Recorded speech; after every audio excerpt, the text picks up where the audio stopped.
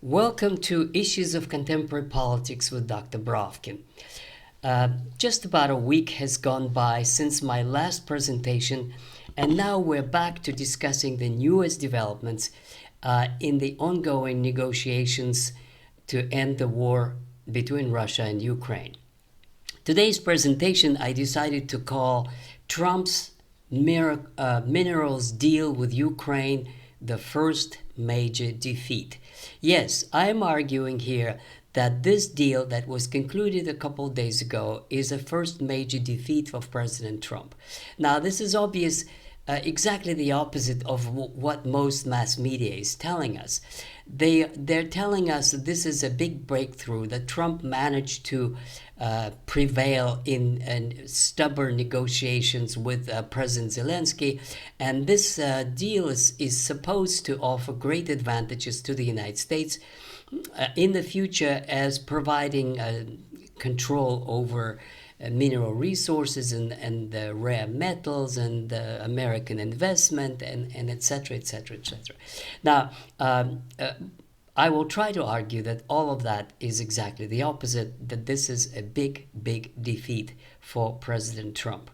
Now, why is that so? Let's do the relations with Ukraine, and the second one, the relations with Russia and the status of negotiations.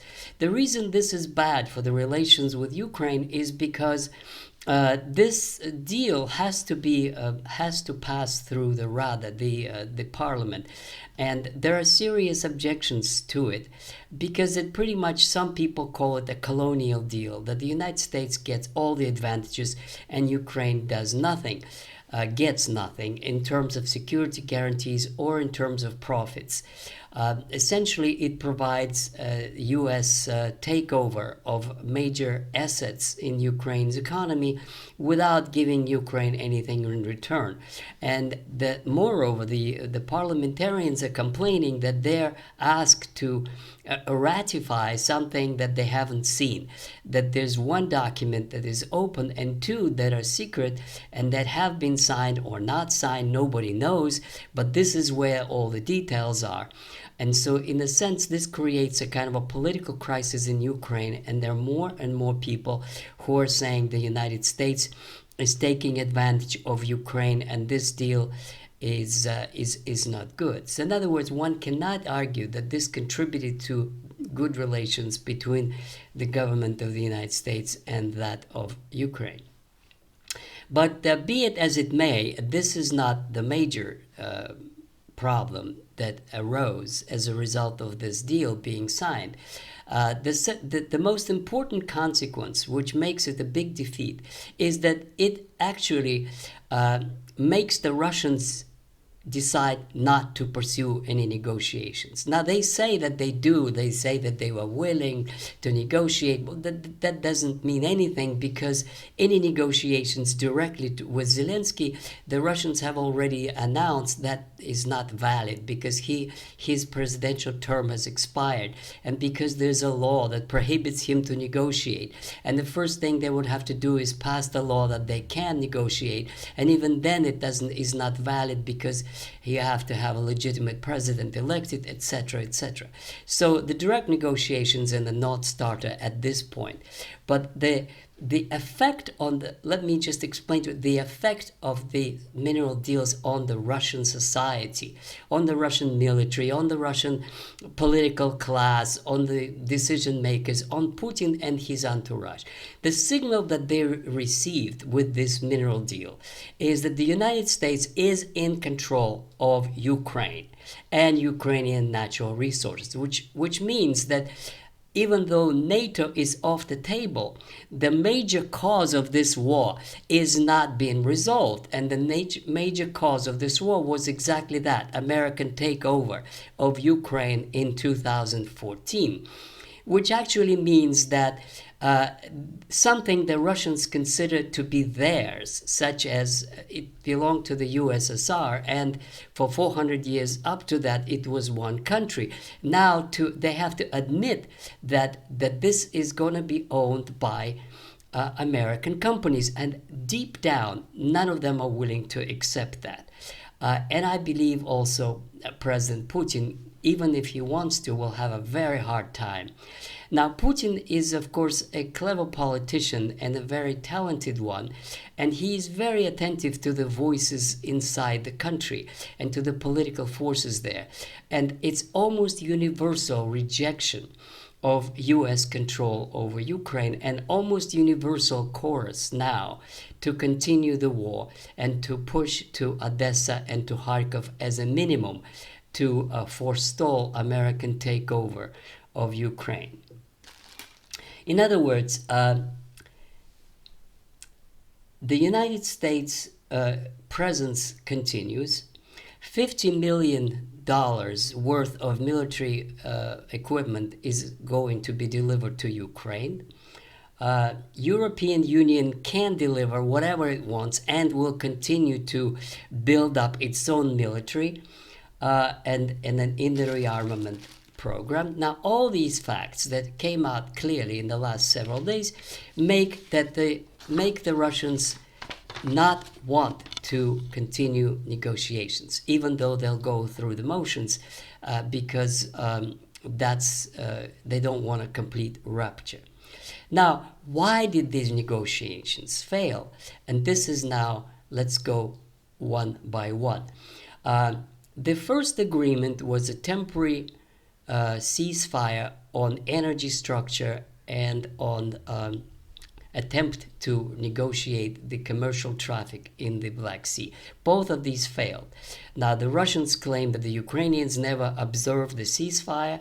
The Ukrainians say that the Russians violated it, but the truth is probably that neither side actually stopped shelling the other.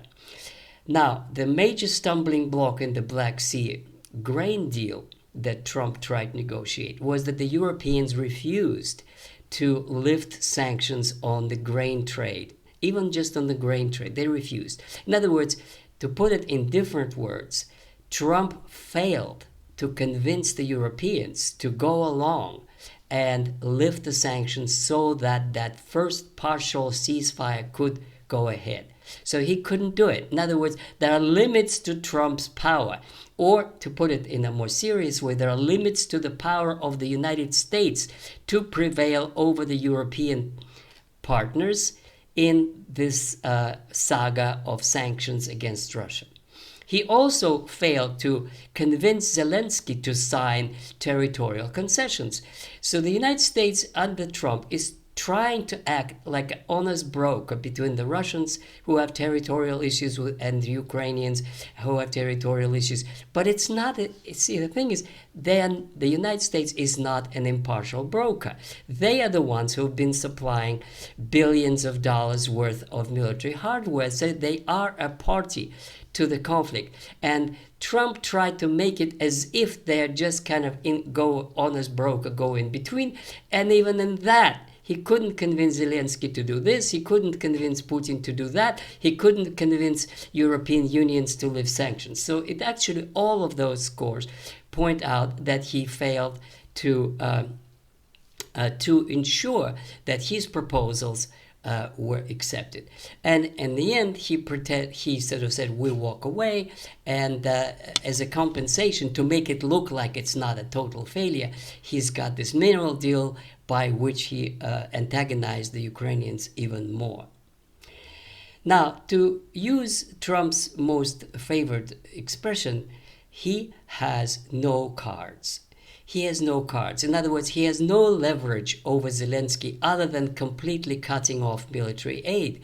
And he cannot do that because he's so much afraid, President Trump, so much afraid that he would be labeled a sellout to Putin, or that they will accuse him of betraying Ukraine, or that it would be his war, his Afghanistan, his Vietnam. This is his nightmare, and he's so much afraid of it. And as Colonel McGregor has pointed out, if he had walked away on the 21st of January, then it wouldn't have been his war because he's not involved. But he tried to take it on himself, banging himself on the chest. I can put peace in 24 hours. I can make peace in 100 days. And now 100 days are up and there is no peace. And he can no longer say this is the war of Biden. Now it's his war, and it would be laid at his doorstep if he walks away and the Russians win. So he himself got himself into this position. Now, what is the leverage on Zelensky? I just explained, there's none. Zelensky refuses to do what he says, and the only thing that he can face is slow motion defeat. And that's perfectly all right for Zelensky, because he feels that the Russians are moving so slowly that if they keep going at the rate that they're going, it's going to take another year. And then in a year, who knows what's going to happen? Anything can happen. And he prefers to go to that slow motion defeat than face the defeat or any concessions right now. Now, is there any leverage that he has over Putin? No, none. In fact, new sanctions. What new sanctions could there possibly be? The Russians have learned to live with sanctions. And the only sanctions that they're discussing now in the Senate are imposing sanctions on third parties for buying Russian commodities, such as oil. Now let's see what happens if they do. What if they impose sanctions on India for selling for buying Russian oil and reselling 70% of it to the European Union? The result would be catastrophic. First of all, it would make it much, much more expensive for the European Union. It would make high prices on oil worldwide. It would cause a crisis in oil and gas supplies, and in the end it would hit the United States back, because his whole economic agenda is based on low energy prices. And if there are high energy prices, then it would be even more difficult to relaunch American industry, something that Trump feels he has to do as part of his agenda. In other words, it's a non-starter. Moreover, they will ruin relations with India. Moreover, this would make that more and more countries would avoid the dollar in their transactions with oil. The United States would exclude itself from the trade that will be going on anyway, because if people need oil, they need oil, no matter which method they pay, with dollars or rubles or rupees or whatever.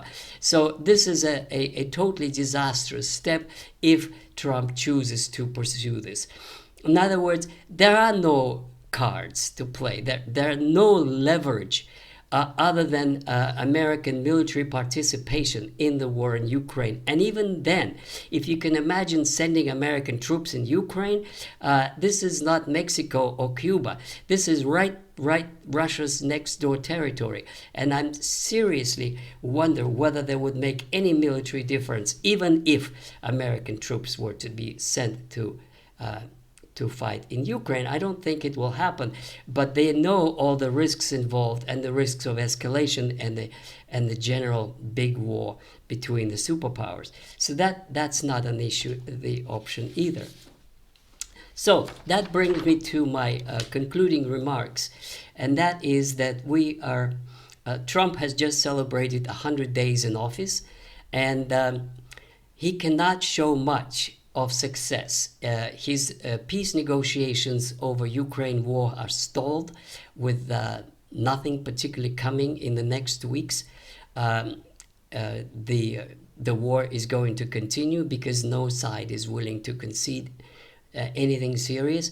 His negotiations over Iran, which is a separate issue, are also stalled, and no outcome is at this point in sight.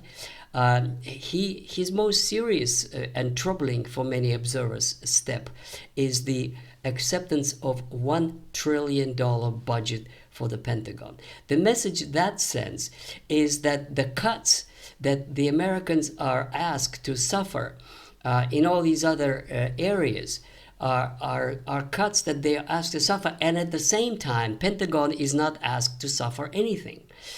They talk about cutting Pentagon budget and doing the audit and making some kind of control over the exorbitant prices for military hardware. All of that is gone. Pentagon is free to pursue its own agenda, and not a penny is going to be cut from its budget at the time when all other Americans are asked to suffer, especially when the high tariffs will kick in and the standard of living is going to decrease, but not for the Pentagon. So these are the kinds of messages that Trump is sending to the American public and to his audience. And my feeling is this is the one defeat following the other. And I'm afraid if things go the way they do, he's not going to have much to boast about half a year from now. Thank you very much, and I'll be back in a few days again with another edition of Issues of Contemporary Politics with Dr. Brovkin.